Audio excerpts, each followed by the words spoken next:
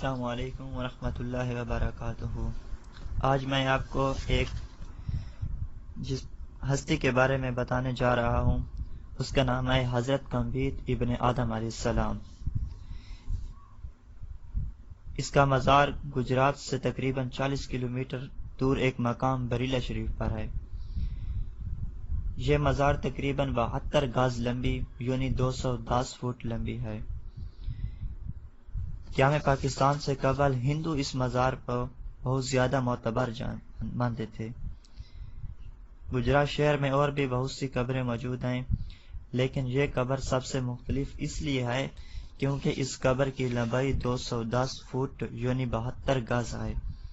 حضرت حافظ شمس الدین گلو علیہ اپنے مریدوں کے ساتھ سفر پہ جا رہے تھے کہ بریلہ شریف کے مقام سے گزرے اور وہاں پر ایک درخت کے جھنڈ سے انہیں خوشبو آئی۔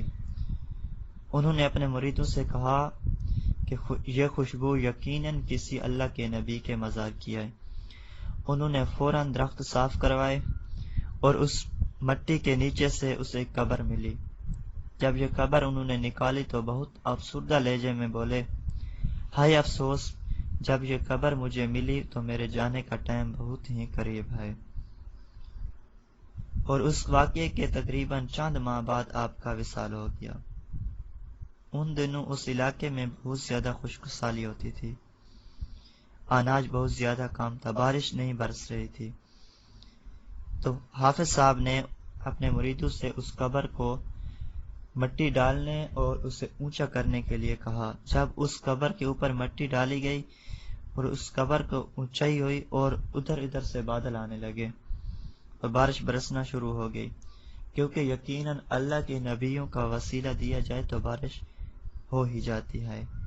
مشہور واقعہ ہے کہ خلیفہ منصور عباسی کے دور میں بہت زیادہ خشک سالی ہوئی اور قحط پڑ گیا، لوگ بھوک سے مر رہے تھے۔ اس وقت جو حاکم وقت تھا اس نے مسلمانوں کے عالم دین کو بلایا، ان کو اکٹھا کیا اور ان سے کہا کہ اللہ سے دعا کریں کہ بارش ہو جائے۔ جب وہ اکٹھے ہوئے ایک مقام پر اور صبح سے دعا کرنے لگے، شام ہو گئی، دعا کرتے رہے، پھر گھر واپس چلے گئے، پھر دوسرے دن آئے، اللہ سے دعا کرتے رہے، پھر شام کو واپس چلے گئے۔ وہ 3 دن مسلسل اس طرح دعا کرتے رہے، لیکن کہیں سے بادل کا نشان بھی نہ ہوا اور بارش بھی نہ برسی۔ تو پھر اس حاکم وقت نے ہندوؤں کے جو پادری ہیں ان کو بلایا اور کہا کہ آپ دعا کریں، ہو سکتا ہے آپ کی دعا سے بارش ہو جائے۔ وہ ہندو کے پادری اپنے رابر کے ساتھ آ گئے اور دعا کرنا شروع ہو گئے۔ جب انہوں نے دعا کی تو مغرب سے بادل کی گھٹائیں آنا شروع ہو گئی اور کچھ ہی دیر میں بارش برسنے لگی۔ اور اس طرح ہوتا رہا کہ جب مسلمان دعا کرتے تھے تو بارش نہ برستی اور جب ہندو دعا کرتے تو بارش برسنا شروع ہو جاتی۔ مسلمان بہت زیادہ پریشان تھے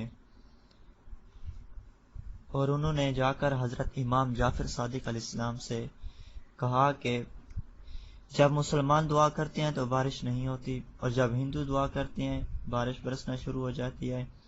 تو امام نے کہا کہ بلائیں ان پادریوں کو جو دعا کرتے ہیں اور بارش برسنا شروع ہو جاتی ہے۔ انہیں ایک مقام پر بلایا گیا تو امام کے سامنے جب اس کا رہبر کھڑا ہوا تو اس نے مٹھی بند کی ہوئی تھی۔ امام نے کہا کہ مٹھی کھولو۔ جب اس نے اپنے ہاتھ کی مٹھی کھولی تو اس میں ایک ہڈی موجود تھی۔ امام نے کہا کہ یہ ہڈی آپ مجھے دے دیں۔